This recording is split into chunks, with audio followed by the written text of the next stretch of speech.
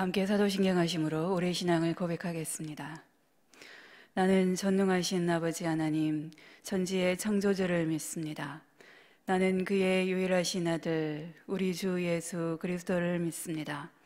그는 성령으로 잉태되어 동정녀 마리아에게서 나시고 본디오 빌라도에게 고난을 받아 십자가에 못 박혀 죽으시고 장사된 지 사흘 만에 죽은 자 가운데서 다시 살아나셨으며 하늘에 오르시어 전능하신 아버지 하나님 우편에 앉아 계시다가 거기로부터 살아있는 자와 죽은 자를 심판하러 오십니다. 나는 성령을 믿으며 거룩한 공교회와 성도의 교제와 죄를 용서받는 것과 몸의 부활과 영생을 믿습니다. 아멘. 찬송가 305장 찬송하시겠습니다. 찬송가 305장입니다.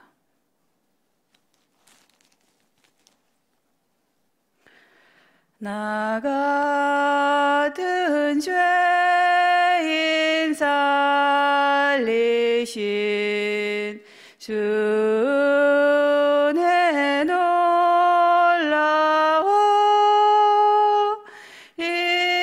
이루던 생명 찾았고 광명을 얻었네. 큰 죄악에서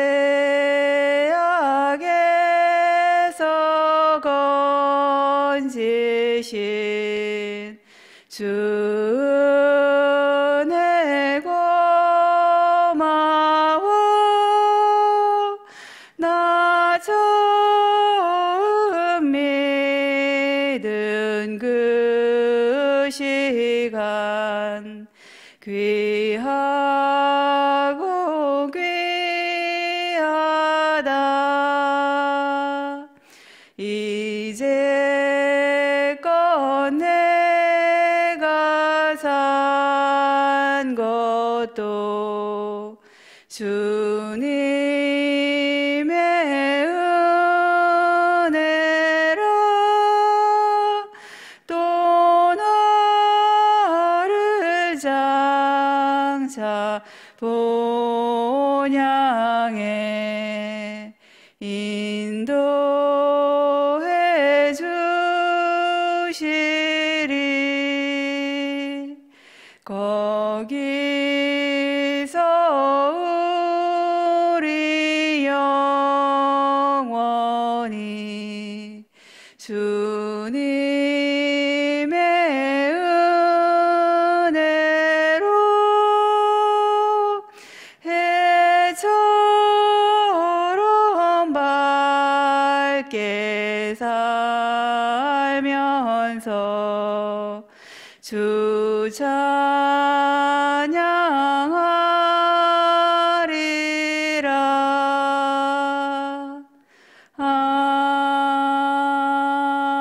아멘.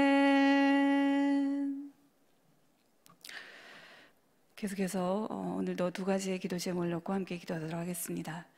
먼저는 코로나 바이러스의 종식을 위해서 계속해서 기도하겠습니다. 코로나 바이러스의 확산세가 지속되고 있습니다. 이것은 우리 인간의 무지와 교만과 죄악으로 발생한 그러한 재앙일 것입니다. 이 재앙을 통하여서 우리에게 값진 교훈을 주시는 하나님 앞에 우리가 먼저 회개로 나아가기를 원합니다. 우리의 죄악된 모습들을 다시 한번 돌아보면서 이 기회를 통해서 새롭게 거듭나는 우리 가자교회 공동체가 될 수 있도록 해서 다 함께 동성으로 기도하시겠습니다. 코로나 바이러스로 인해서 온 세계가 두려움과 혼돈 속에 신음하고 있는 하나님 이때에 주의 하나님의 도우심을 간구하며 하나님 먼저 우리의 교만과 죄악들을 하나님 앞에 온전히 회개하오니 주님 우리에게 긍휼을 베풀어 주시옵소서. 주님 우리가 하나님을 믿는다 하면서도 돌아보건대 말뿐인 삶이었지 않았나 고백합니다. 교만과 욕심과 또 이기심과 불순종의 삶이었음을 고백합니다.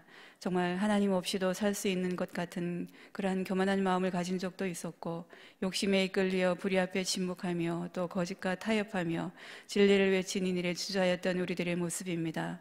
거룩한 하나님의 자녀로 또 그리스도의 몸된 교회로 부르심을 받고 살아가면서 하나님, 우리는 안일함과 또 이기주의에 빠져서 진리와 복음의 파수꾼의 사명을 온전히 감당하지도 못했던 저희들의 나약한 모습을 고백합니다. 주님, 참으로 우리를 긍휼히 여겨 주시옵소서. 참 우리가 눈에 보이는 것이 전부인 것처럼 살아온 우리들의 무지와 어두움을 하나님 긍휼히 여기사 고쳐 주시옵소서. 보이지 않는 이런 코로나 바이러스의 두려움을 우리가 인정하며 그렇게 살아가면서도 살아계신 하나님을 두려워하지 않았던 우리의 완악함을 긍휼히 여겨주시고, 참으로 하나님 안에서만이 영원한 생명과 또 영원한 소망이 있음을 다시 한번 고백하는 우리 가자질 공동체가 될 수 있도록 도와주시옵소서. 참으로 주님, 기도하옵나니 세상 법 위에 하나님의 법이 있음을 고백하며 주의 말씀이 온전히 순종하게 하시고, 하나님보다 혹여 더 사랑했던 우리의 우상들을 과감하게 버리게 하시며, 또 하나님 그렇게 함으로 인해서 교만이 겸손으로 바뀌게 하시고, 욕심이 섬김으로 바뀌게 하시며, 다툼이 화해와 협력으로 바뀌게 하여 주시옵소서. 하나님, 이제는 오직 성경으로 또 오직 믿음으로 오직 은혜로 오직 하나님께만 영광을 올려드리는 행함이 있는 그러한 우리 가자젤 공동체의 그러한 삶이 될 수 있도록 하나님 도와주시옵소서. 코로나 바이러스를 퇴치하실 분은 오직 하나님이시며, 그러므로 온 인류의 소망은 오직 예수 그리스도이심을 다시 한번 확신하며 담대하게 선포하며 그렇게 살아가는 우리 모든 공동체가 될 수 있도록 하나님 도와주시옵소서. 코로나로 인한 어려움과 또 고난을 통해서 값진 하나님의 교훈을 깨달을 수 있는 겸손과 지혜를 우리에게 더욱더 허락하여 주시고, 우리의 신앙이 더욱더 성숙하게 되는 그러한 기회가 될 수 있도록 도와주시옵소서. 그래서 참으로 하나님 간구하옵나니 주의 말씀을 의지하여 부르짖는 오늘 우리 모두의 기도를 다시 한번 들어 응답하여 주시옵기를 참으로 간절히 기도합니다. 이제 목사님을 통하여 주시는 하나님의 음성을 듣기를 원합니다. 머리가 아니라 마음으로 가슴으로 받아서 삶의 지표가 되는 그러한 귀한 말씀 될 수 있도록 도와주시옵기를 살아계신 예수님의 이름으로 기도하옵나이다. 아멘.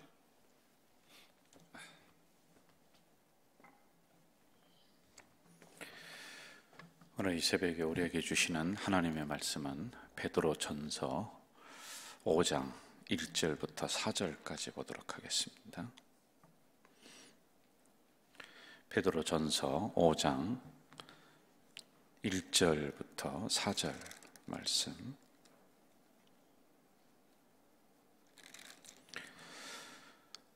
한 목소리로 읽도록 하겠습니다. 너희 중 장로들에게 권하노니 나는 함께 장로된 자요 그리스도의 고난의 증인이요 나타날 영광에 참여할 자니라. 너희 중에 있는 하나님의 양무리를 치되 억지로 하지 말고 하나님의 뜻을 따라 자원함으로 하며 더러운 이득을 위하여 하지 말고 기꺼이 하며 맡은 자들에게 주장하는 자세를 하지 말고 양무리의 본이 되라. 그리하면 목자장이 나타나실 때에 시들지 아니하는 영광의 관을 얻으리라. 아멘. 제가 이제 4장은 내년에 우리 주일 설교로다가 이렇게 준비를 했습니다. 그래서 5장으로 넘어가도록 하고요. 그리고 또 하나는 큐티 그 순서에 상당히 뒤떨어져 있습니다. 그래서 속도를 조금 빨리 해서 이번 연도까지 해서 베드로 후서를 마무리를 하고, 그리고 내년도부터는 그 큐티 순서에 또 맞도록 이렇게 하도록 하겠습니다. 오늘의 주제를 말씀을 드린다면은 바르게 성도들을 잘 다스려라. 그리고 올바로 가르쳐라.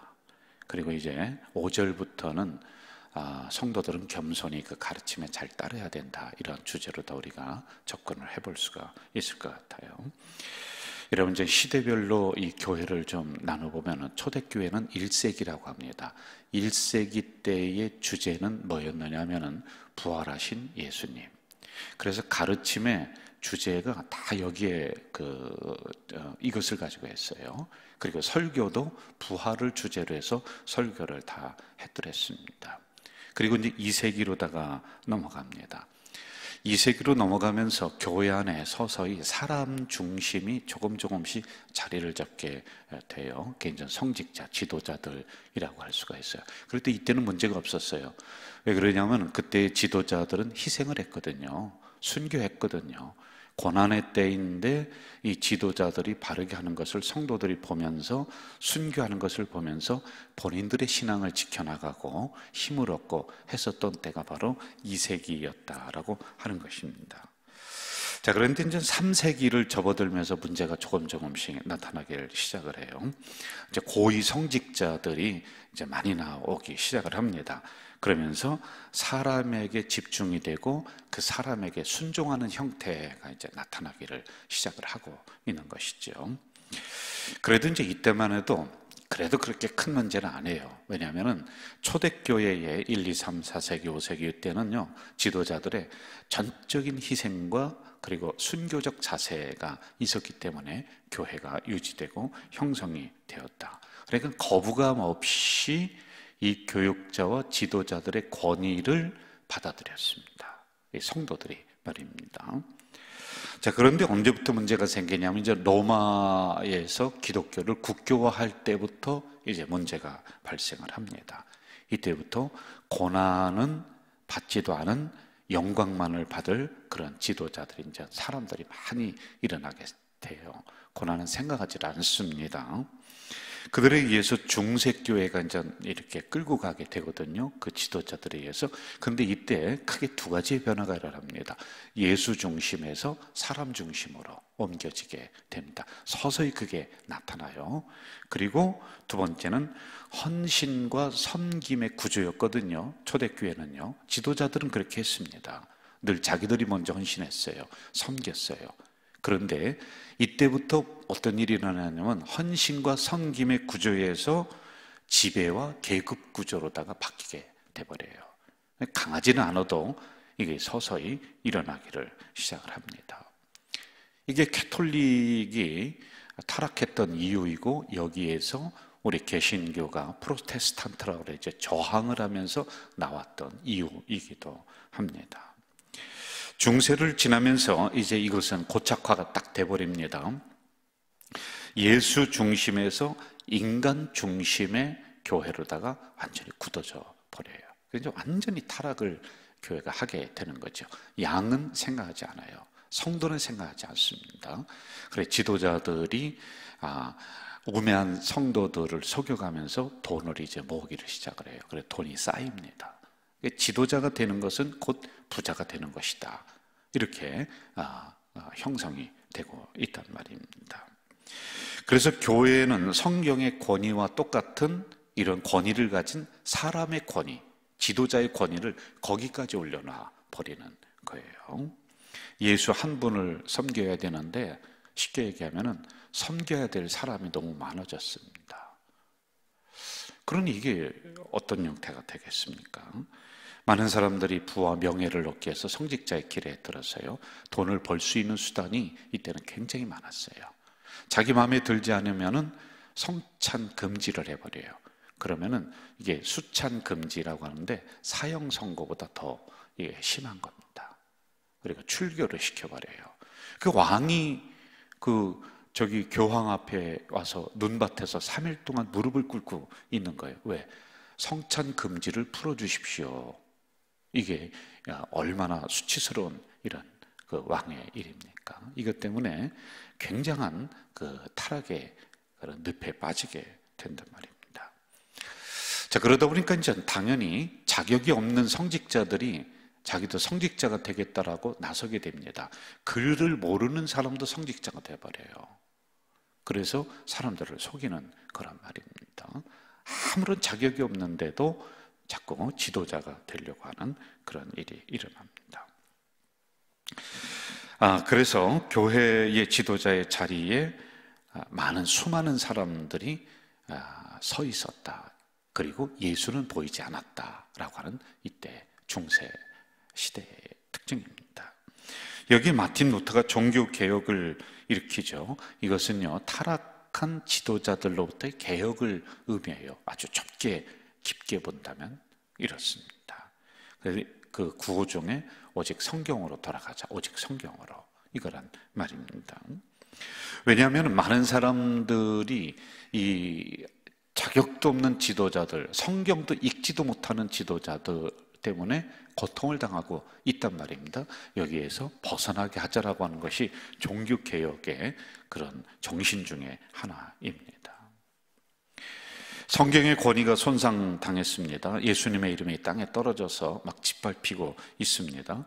정당성 없는 사람들이 높임을 받고 있었습니다. 이럴 때 다시 성경으로 돌아가고 싶었던 사람들이 바로 종교개혁자들이었다. 이런 정신이다라고 하는 겁니다. 자, 오늘 우리는 이제 5장 1절의 4절을 보면서 지도자에 대한 부분을 말씀을 하고 있거든요.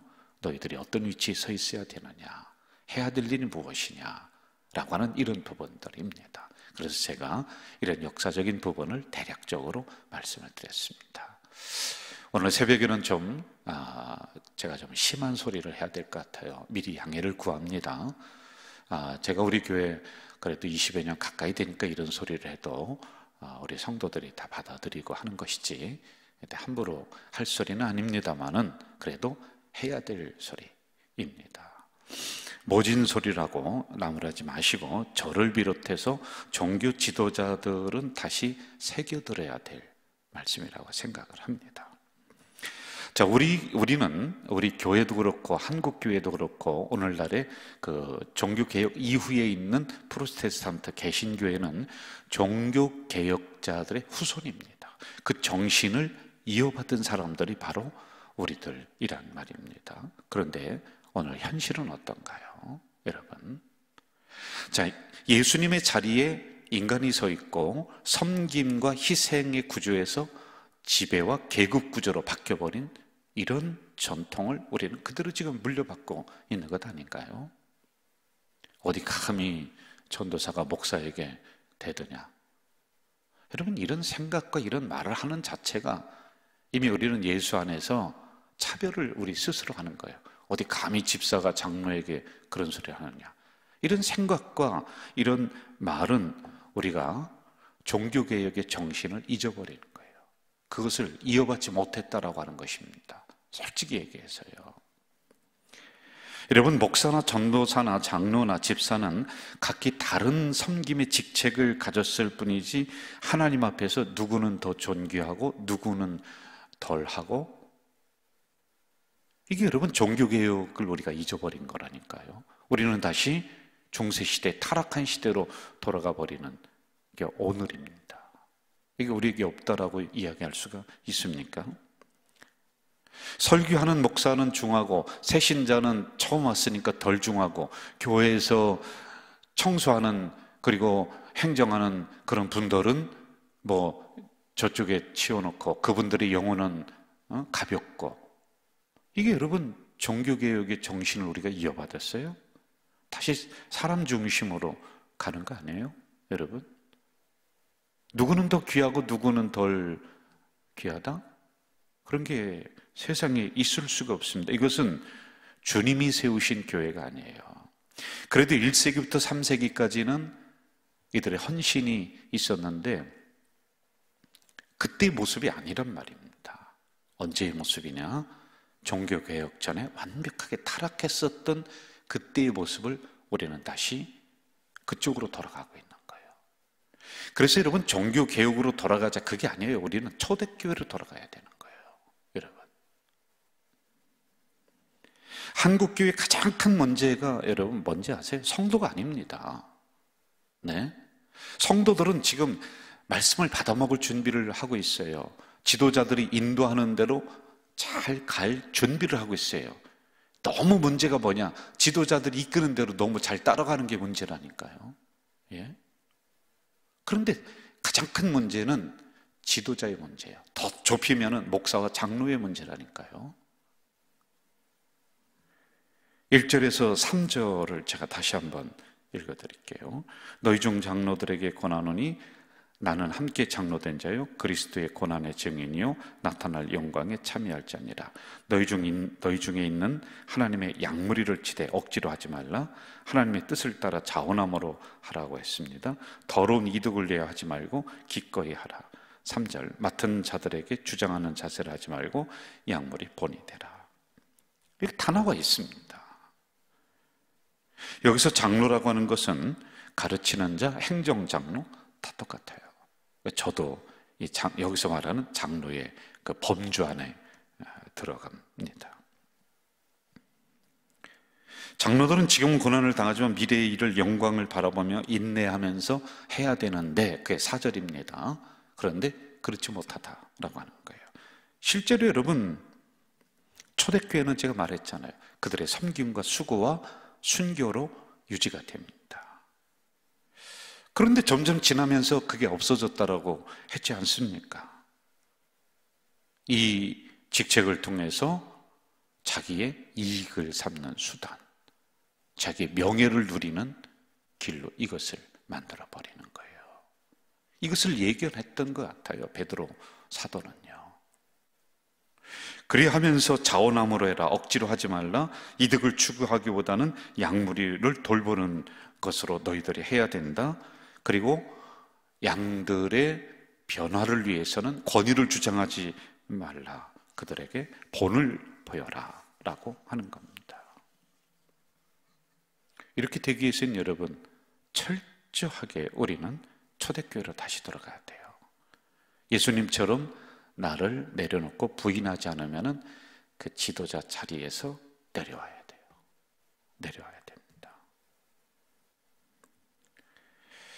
이처럼 교회 지도자가 된다는 것은 십자가를 지는 것과 똑같습니다. 그런데 우리는 십자가는 장식품으로 지고 있습니다. 이게 한국교회를 향해서 제가 고하는 것보다는 어쩌면 저 스스로를 향해서 다시 책찍질하는 것과 똑같아요. 지금요, 죄송합니다. 우리 교회 수많은 지도자들이 정말 헌신하고 있어요. 근데 그걸 제가 몰라서 하는 소리는 아닙니다. 욕심이나 이익을 포기하고 오직 주님이 모든 수고를 갚아주신다라고 하는 믿음을 갖지 않고서는 이 선상에서 우리가 교회를, 성도를 섬겨나갈 수가 없어요. 자존심 상해서 못하거든요. 안 됩니다. 우리가 올바르게 하면은, 올바르게 가르치면은, 올바르게 행동하면은 한국교회는 삽니다. 교회는 다시 부흥이 옵니다. 성도들은 행복한 신앙생활을 할 수가 있습니다. 정말로 여러분, 우리 교회 지도자들, 저를 포함해서 우리 목사, 장로들 똑바로 해야 됩니다. 한국교회를 이런 형태로 계속 만들려면은 일찌감치 그 직분을 내려놔도 다른 사람이 감당할 사람이 있습니다. 하나님을 두려워할 줄 알아야 됩니다. 맡겨주었으면 내 경험, 내 고집, 내 계산, 내 욕심, 그 내려놓고 사명을 감당해야지. 내가 차지할 것 다 차지하고, 내가 소리 지를 것 다 소리 지르고, 내가 주장할 것 다 주장하고, 그러면서 무슨 양무리의 본이 되고 양무리를 다스리고 양무리를 먹입니까? 그게 아니죠. 더 정확하게 얘기하면 양의 젖을 짜려고 그거 갖다 팔아먹으려고 하는 거 아니에요? 양 털 깎아서 그거 팔아먹으려고 하는 거 아닙니까?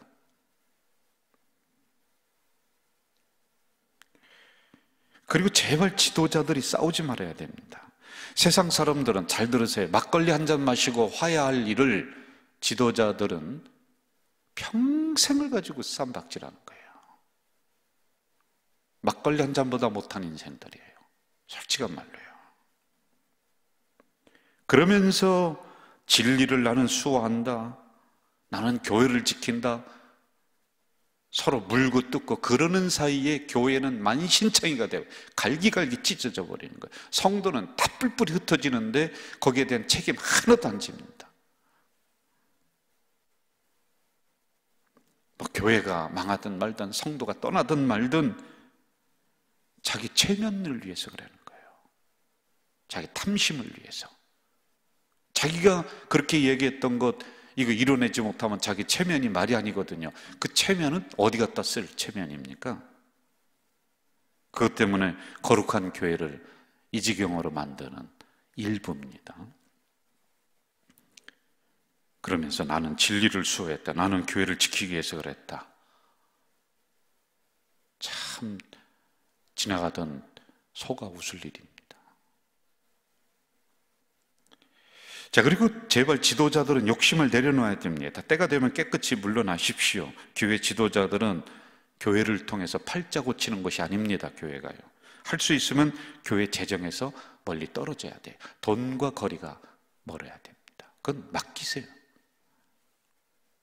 재정부로부터 5만 원, 10만 원 타는 것을 두려운 줄 알아야 돼요. 성도들의 헌금이에요. 성도들의 헌금은 어떻게 나오는지 아세요? 지금 이 차가운 겨울에 저 시장에서 배추 팔아서 11조 한 거예요. 직장 다니면서 자존심 상하면서 11조 한 거예요. 그게 우리들 돈입니까? 교회 재정이 목사들 쌈짓돈이냐는 거예요. 가져오라면 가져와야 되고, 또 가져다 주는 사람들은 뭡니까? 그거 안 하면 순종하지 않는다고 설교를 향해서 막 그냥 불순종의 자식들이라고 이상하게 치긴 하고, 그게 무슨 수준이 그렇습니까? 그래서 교회 지도자들 욕심 내려놓고 청빈해야 됩니다. 제가 하는 설교가 또 하나가 있습니다. 저 스스로 보기에도 저는 잘하는 설교가 아니라고 생각을 해요. 그런데 좀 연구하고 강단에 서야 됩니다. 그래야지 양무리를 가르칠 수 있어요. 올바로 가르칠 수 있습니다. 솔직히 그런 설교 누가 듣겠습니까? 연구도 하지 않고 올라와서 성경 한 구절 보고 지 생각과 지 마음대로 짓거리는 그런 설교를 누가 듣겠냐는 거예요. 무슨 논리가 있습니까? 성경 연구가 있기나 합니까? 시대적인 흐름과 상황을 꿰뚫어보는 예언자적 눈이나 있습니까? 그러면서 하나님이 주신 말씀이라고 그렇게 하는데, 솔직히 같은 목사 입장으로서 거짓말 하지 마십시오. 강단의 권위로 밀어붙이면 안 되는 거예요. 그러면서 약물에 우리가 본이 된다? 제가 모진소리라고 좀 했습니다. 자, 여러분, 이럴 때, 이렇게 코로나19 상황으로 교회가 텅텅 비어 나갈 때 지도자들이 잠만 자지 말고 나와서 기도하십시오. 언제 기도하려고 그래요? 언제 연구하려고 그래요? 이럴 때 책 좀 보세요. 이럴 때 성경 보세요. 이럴 때 더 연구 좀 하세요. 아니, 교회가 왕성하게 성도들이 막 오고 갈 때는 바쁘다고 하면서 그때도 못하고, 지금은 맨 그냥 이럴 때 좀 침잠해야 돼요. 그래야지 성도들이 우리를 따라옵니다. 그리고 우리는 좋은 꼴을 먹일 수가 있는 거예요. 여러분, 죄송합니다. 이 소리는 수많은 사람들에게는, 지도자들에게 해당되지 않습니다. 일부입니다. 그 일부 속에는 저도 포함돼서 저를 향하는 소리라고 제가 말씀을 드립니다. 이야기 나온 김에 하나만 더 우리가 합시다. 제발 교회에서 지도자들이 주인의 행세를 하지 마세요. 예수님이 간 곳이 없습니다. 인간이 지금 중심이 된 거 아니에요? 그것도 몇몇 사람들, 섬겨야 될 사람이 너무 많아요. 도대체요. 예수 섬기기 위해서 왔는데 주인 행세하는 사람들이 너무 많아서 섬겨야 될 사람이 누군지를, 도대체 누굴 섬겨야 되는지를 모르는 이런 상황이 있습니다. 교회에서 주인 행세 안 돼요.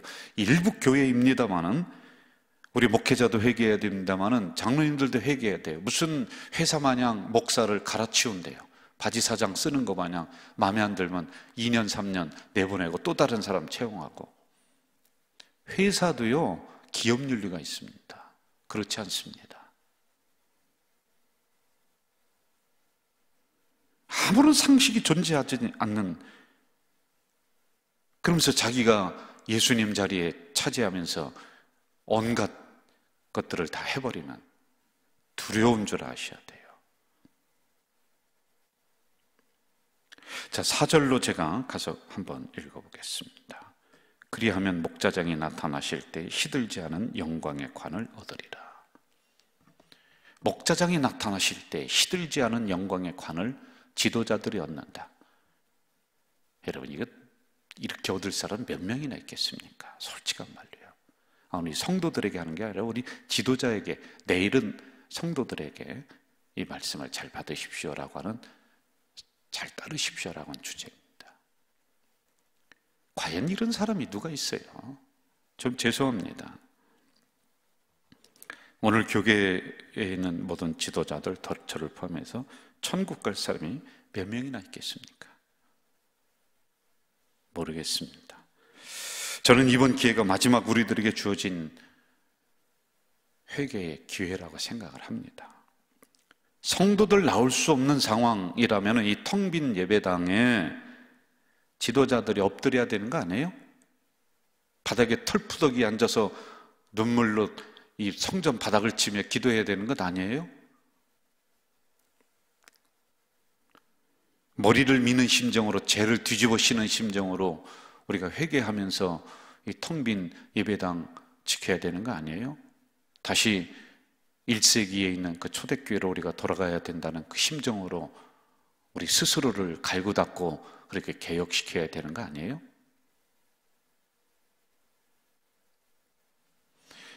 기도하겠습니다. 베드로 사도를 통해서 오늘 우리들에게 쓴소리를 해주고 있습니다. 우리는 과연 약물의 본이 되고 있는지, 우리는 나의 이익을 내려놓고 즐거운 마음으로, 기꺼운 마음으로 이 사역을 섬기고 있는지, 우리는 과연 예수님에게 돌아가야 될 영광을 가로채고 그 중심에 내가 서 있는 것은 아닌지, 우리는 과연 주님 나타나실 그 마지막 때에 시들지 아니하는 영광의 관을 받을 수는 있는 것인지, 정말 두렵고 떨리는 마음으로 오늘 말씀을 저희들이 살펴봤습니다. 한국교회의 가장 큰 문제는 성도들이 아니라 지도자들일진데, 이럴 때 우리가 다시 한번 두려운 마음을 가지고 교회 성전 바닥에 엎드려서 옷을 찢고 가슴을 치며 죄를 뒤집어 쓰며 통한의 회개운동이 일어날 수 있도록 인도해 주시옵소서. 예수님의 이름으로 기도하옵나이다. 아멘. 하늘에 계신 우리 아버지, 아버지의 이름을 거룩하게 하시며 아버지의 나라가 오게 하시며 아버지의 뜻이 하늘에서와 같이 땅에서도 이루어지게 하소서. 오늘 우리에게 일용할 양식을 주시고 우리가 우리에게 잘못한 사람을 용서하여 준 것 같이 우리 죄를 용서하여 주시고 우리를 시험에 빠지지 않게 하시고 악에서 구하소서. 나라와 권능과 영광이 영원히 아버지의 것입니다. 아멘.